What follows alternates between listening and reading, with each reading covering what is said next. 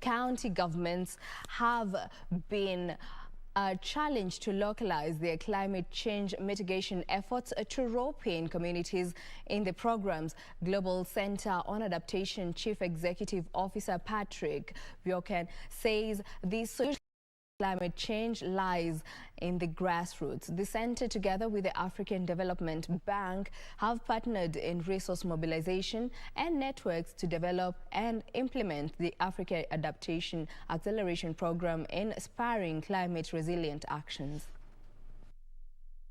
Verkooijen is one among the driest counties in the country. Here, water is a rare commodity. Na nilipoingia mahali hapa kulikuwa na maji along Nairobi Mombasa railway line, ile Hod railway line. Lakini nilikuja siku kama 10 years after, hiyo maji kapotea na hiyo pipes kangolewa na wenye kuuza vyuma na tukaachwa mahali babaya sana. But the residents have found a way to adapt to climate change. They have constructed a sand-dam that aids in storage of water during dry seasons. When we were doing this project, there was no single drop that could be found within the riverbed of this river. We could do shallow wells of about 5 feet to get a drop. But now it is so interesting that we are just going less than a foot to access water.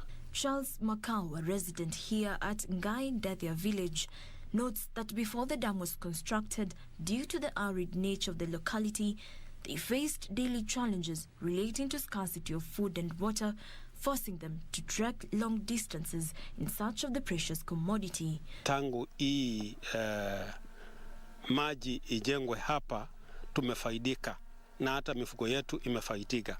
Ukienda kwangu kasa unaweza kuta kashamba kidogo ya mboga.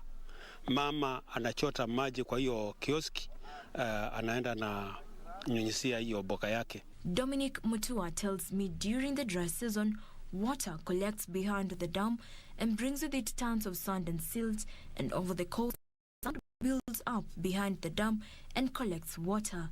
After implementation of this project, we have already pumped water to several primary schools, to the market, and the people can access water within the water kiosk we have already set up. The sand normally protects the water beneath it from evaporating.